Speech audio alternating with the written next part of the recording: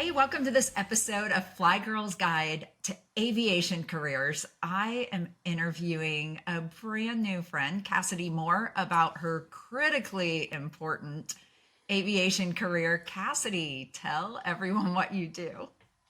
Well, I am an A&P IA. I do annual inspections, scheduled, unscheduled maintenance, logbook audits, paperwork, and all the things surrounding keeping airplanes flying.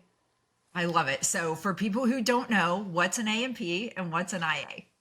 An A&P is an airframe and power plant. It is a certificate you get from the FAA allowing you to work into the intricacies of a fuselage, tail components, landing gear, all the things that make up an airframe. The power plant gives you the ability to work on propellers and engines.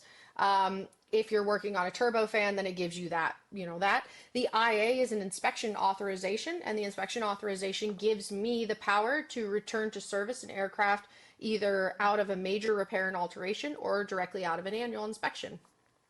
Wow. What do you have to do to qualify to be able to do that, other than the FAA giving you permission? So for the A&P, it's a 2-year school. In some cases, there are different variations and versions. But for the most standard practice, there is a 2-year, usually through a technical community college type thing. Once you have your A&P, you stay in practice for 3 years, and that has to be a consistent 3 years of on-the-job maintenance that you can apply for your IA. And then once you apply for the IA, they will give you the ability to take a test and you can go through and get your inspection authorization. And the rest from there, those are kind of your two levels of maintenance. Outside of that, it's all on the job learning. I love it. So, beyond just working on airplanes, what do you do in your role? I not only maintain the aircraft, but I also maintain the logbooks. An aircraft is only has the aircraft's value is based heavily on the paperwork of the aircraft. The joke has always been that the paperwork better outweigh the airplane for it to be worth anything. So I end up in my role as a mechanic, I also have to make sure that all of the paperwork complies with the FAA standards, whether that be airworthiness directives, kind of a for those that may not know, kind of a recall, as you would see in the automotive industry. And then any major alterations, if I'm going to add something to the airplane, I need to make sure that the paperwork is taken care of on that. Your paperwork becomes a little more lax when you get to the experimental side, but if we're talking just certified, like what I work on, it's pretty hefty side of the house. I know one of the things that you're really passionate about is making sure that pilot owners like me understand more about their airframe. How do you do that? So I do owner assist annuals. So I allow the owner operator to come in, even if they're not mechanically inclined.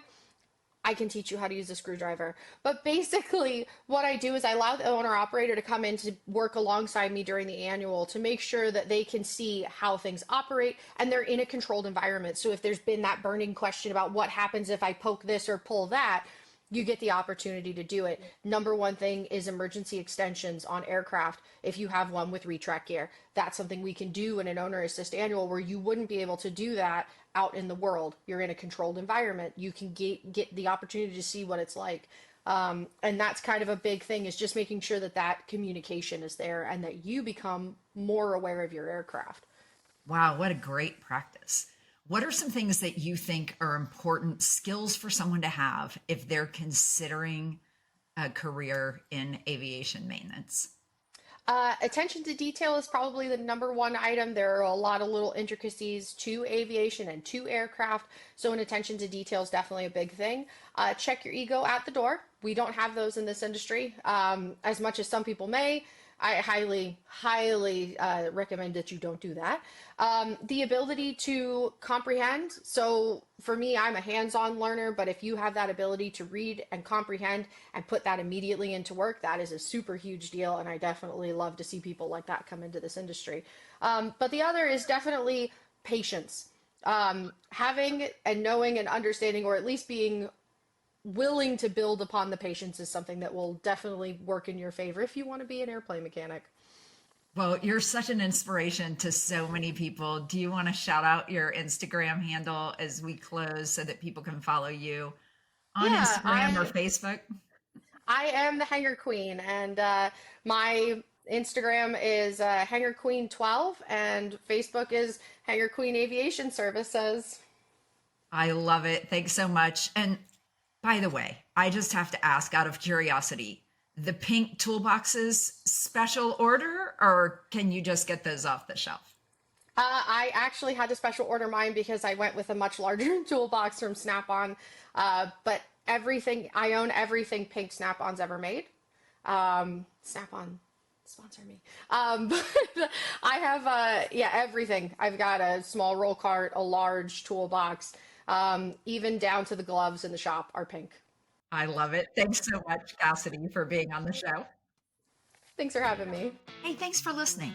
If you haven't already done it, would you leave a review on the podcast right now while you're listening to it?